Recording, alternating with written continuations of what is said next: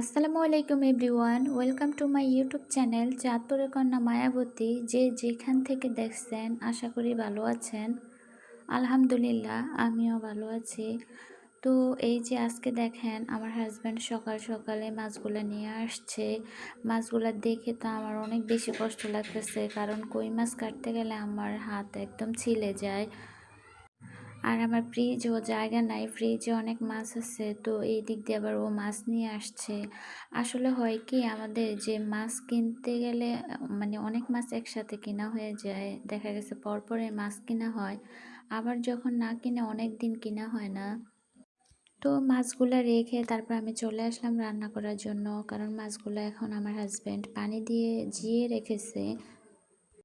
আমার মাছ জিয়াইতে ভালো লাগে না, আমি সাথে সাথে মাছ কেটে ফেলি, কারণ দেখা গেছে পানি চেঞ্জ করা লাগে, ঝামেলা হয়, মাছ পচে যায়। তো ও আজকে বলছে যে তাজা মাছ এগুলো পানির ভিতরে দিয়ে রাখবে। তো এই কারণে আমি আর আজকে মাছের ঝামেলায় না গিয়ে চলে গেলাম রান্না করার জন্য। তো আমি আজকে রান্না করলাম ডাল, ডাল রান্না করেছি, আর পাটের শাক ভাজি করেছি। আমার হাজব্যান্ড আসলে পাটের শাকটা দেখে কিনতে পারলো না, শাকটা একটু মানে কি বলে খসখসে টাইপের ছিল। ভাজি করার পর আমরা আর শাকটা খেতে পারি না, পুরো শাকটা ফেলে দেওয়া হয়েছে। যে কোনো শাক আসলে নরম না হলে খাওয়া যায় না, তো এই শাকটা অনেকটা খসখসে পরিমাণে ছিল। তো শাক ভাজি করতেছি, আর এই দিক দিয়ে আবার আমি বাইলা মাছ ভুনা করব, সেই কারণে আমি বাইলা মাছটা করে নিয়েছি। আসলে পাটের শাক রান্না করলে অনবরত নাড়তে হয়, দেখা গেছে এগুলা দলা হয়ে যায়, তো দলাগুলা আস্তে আস্তে নেড়ে নেড়ে তারপরে এগুলা ঠিক করতে হয়।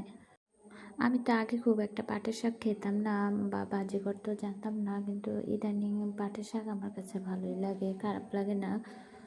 তো এই দিক দিয়ে আমি মাছটা একটু হালকা করে ভাজি করে নেব, না হয় মাছটা ভেঙে যাবে রান্না করার সময়। তো এই যে দেখেন শাকগুলো কিন্তু আমি অনবরত নাড়তেছি, বাট এগুলো কোনো হচ্ছে না। আসলে কোনো কিছু রান্না করলে যদি সেটা খাওয়া না যায় তাহলে অনেক কষ্ট লাগে, যে এত কষ্ট করে রান্না করলাম কিছুই হলো না। তো এই দিক দিয়ে কিন্তু আমার শাক ভাজিটা হয়ে গেছে, এখন আমি মাছটা ভুনা করে নেব। নদীর মাছ কিনলে আমরা সবসময় ভুনা করেই খাই, এগুলা তরকারি দিয়ে রান্না করি না, আমাদের কাছে তরকারি দিয়ে রান্না করলে ভালো লাগে না। এ কারণে আমি সবসময় নদীর মাছ ভুনাই করি। আসলে যারা যেভাবে খেয়ে অভ্যস্ত, মানে বিভিন্ন এলাকার মানুষ তো বিভিন্নভাবে রান্না করে, বিভিন্নভাবে খায়, বাট আমি দেখছি ছোটবেলা থেকে আমার আম্মা সবসময় নদীর মাছ ভুনা করে, কোনো সবজি দিয়ে রান্না করে না। তো সেই দিক দিয়ে আমিও একই প্রসেস করতেছি। এগুলো যেহেতু নরম মাছ, নাড়াচাড়া কম করা যায়, তাই আমি একটু পর পর আর কি কড়াইটা ধরে নেড়ে দেই। তো আমার রান্না একদম শেষ, কমপ্লিট হয়ে গেছে। এখন আবার বিকেলবেলায় সন্ধ্যায় খাওয়ার জন্য একটু ডিমের চপ করতেছি। আসলে আমার বড় মেয়েটা ডিমের চপ অনেক পছন্দ করে, আমার হাজব্যান্ড অনেক পছন্দ করে। তো এই কারণে কয়েকদিন পর পরে ওর আবদার থাকে একটু ডিমের চপ করে দেওয়ার জন্য।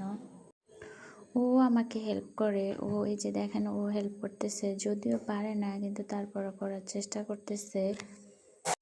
আমাদের এখানে আবার অত কিছু পাওয়া যায় না সন্ধ্যায় খাওয়ার জন্য, জাস্ট ফুচকা, ঝালমুড়ি আর পুরি পাওয়া যায়, এর বেশি কিছুই পাওয়া যায় না।